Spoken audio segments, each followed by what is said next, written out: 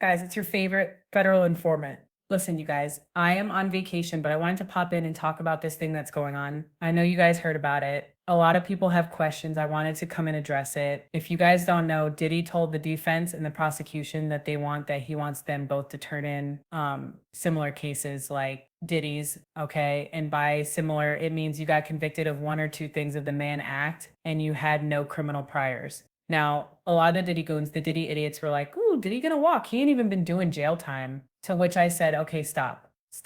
Okay, Diddy might have beat Rico. And it was a crushing guy. Oh, it was a crushing blow to victims, to women, to anybody that doesn't stand with abuse, right? Did he beat Rico? But there's more to that story, but let's stick on topic. And apparently the jury said, we don't care what happened with Jane and Cassie, but because you were their boyfriend or their man, I guess you own them and you can do what you want. However, the one thing that kept coming up that a lot of people overlooked was that he was convicted on two major sex crimes. The Mann Act, they are major federal crimes. Okay. And I did some research. I talked to my legal people and I took notes. So, whenever I take coats, this is going to be good. Okay. Now, what did the judge ask for? He asked for comparable case law or statistics on similar Mann convictions.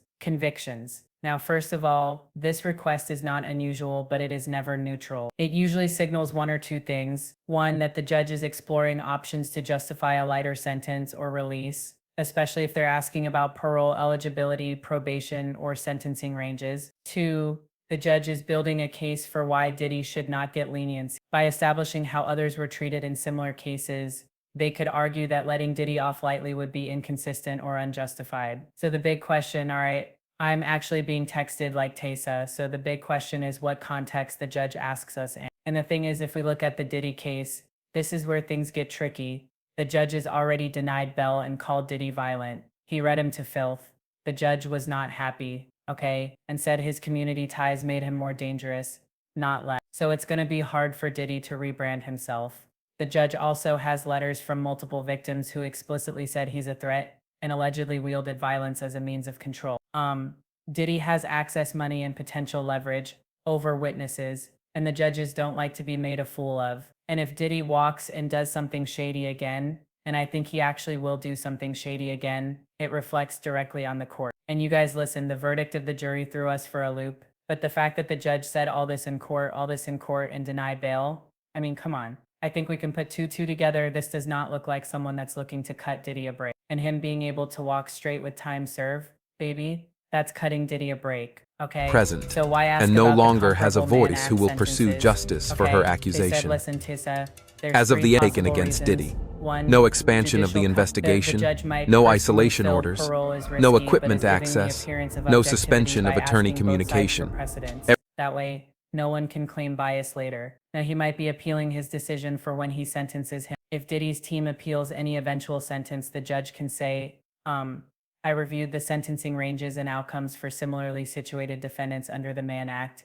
and the sentence falls squarely within that range. Or the judge also might be testing boundary. Maybe the judge is trying to find out how lenient or harsh they can go without being reversed. It could be considering probation in theory, but still leaning towards prison unless Diddy's team provides extraordinary mitigating evidence. Now let's talk about that mitigating evidence. Remember when I told you guys that Diddy's team, I believe, are trying to shut up any content creators that are still criminal with them, and they feel like if they shut down the content creators, then they can start on this rebrand. Think about it. You shut us up by July, August, September, and then you got a little bit of October to get this Mother Teresa Hail Mary that they think is going to wipe Diddy's record clean. Unfortunately, a lot of evidence that the jury wasn't a lot of witness statements and affidavit that the jury didn't see. The judge is privy to all that, and all that is going into his decision, okay? So again, I actually said, but do you really think there is any type of risk of Diddy walking with just parole? I said, no, but I had to take it to the people that actually practice law. And they said right now, Tessa, it is super low. And I'm like, okay, but why? Because y'all also said it was super low that he was going to beat the Rico charger. Well, that's not true. They said the Cassie charges were super. They said one, the Mann Act is a serious federal charge, and even though it's sometimes used strategically in civil or hybrid cases, judges take it very seriously when paired with violence and pattern behavior. Judge Aaron, when did he was asking for bail, said not only is he violent, but there is a pattern of violence. Public sentiment, they also will take this, it's low because public sentiment and visibility are sky high, and the DOJ knows this is a credibility. Again, remember, Maureen Comey said this is chilling for victims.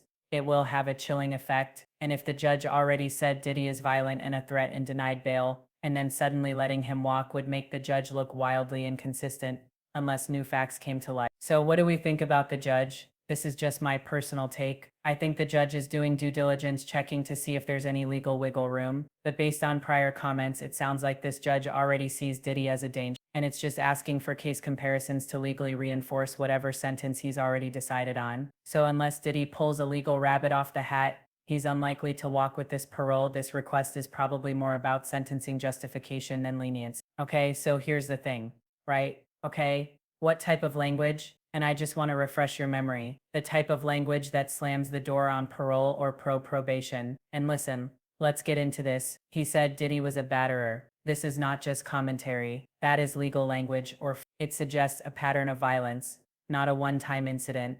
And the judge is accepting allegations as credible and maybe treating them as established facts for purposes of sentencing or bail decision. And it undercuts any claim that did violent behavior is isolated, provoked, or misunderstood. Judges should casually just don't throw out that word unless they want it to stick around on the official record. He also said your client admitted he is violent and tried to preemptively enter a batter program. This is huge, because pre-sentencing rehabilitation attempts like enrolling in a battery program are often seen by judges as damage control and not sincere. The fact that Diddy knew to enroll in that program shows consciousness of guilt. He anticipated legal trouble. Admission of violence undercuts any "I didn't do it" or "this was exaggerated" defense. And if the judge believes the omission wasn't just PR, but and no rooted in longer truth, has a voice it who will justifies pursue justice custodial for her sentencing over accusation. any community supervision. As of the Okay, taken against now Diddy, also the judge said no this type expansion of the violence comes suddenly, investigation, quickly, and no with isolation warning. orders, That's a judicial no finding equipment of access, dangerous. They said no that the suspension of phrasing attorney means that the judge communication. believes that he is not in control of his violence and that his behavior escalates. It's impulsive and it's unpredictable. Judges use this language to justify detention, especially in bail or sentencing memo. It also implies that even if he's calmed down, he could explode at any moment, which is true, and we can't risk that in the community. That is a direct argument against probation. Now, when you hear all that, I have to ask you, does this sound like a judge that's gonna let Diddy? I mean, let's be serious. Even though I'm scared for the Diddy goons. What are they gonna do? Hold a visual be standing outside with a boombox begging for him to be let out of jail? I can't wait to see this. They said so again.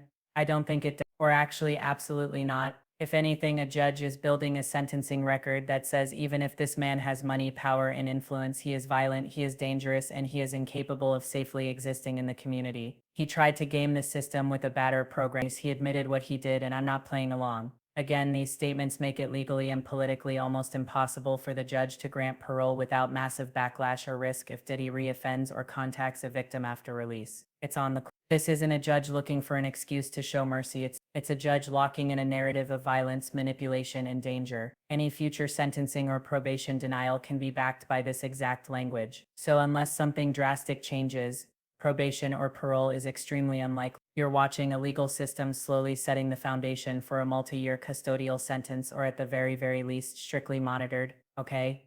Strictly monitored movements. Again, listen, at the end of the day, I don't know. It is what it is. We are expecting that Diddy will actually do some jail time. I don't think that the judge is actually going to take the time and go through all this and make all these notes just to let him out on the public. Now, will Diddy really offend? That's a different subject. I'm 100% thinks he will, but you never know. Maybe in Mark Agnophilia's loving arms, he has found a new version of himself, because we know that Mark is doing his best to uplift that man. Anyway, y'all let me know what you think in the comments. I'll talk to you all later.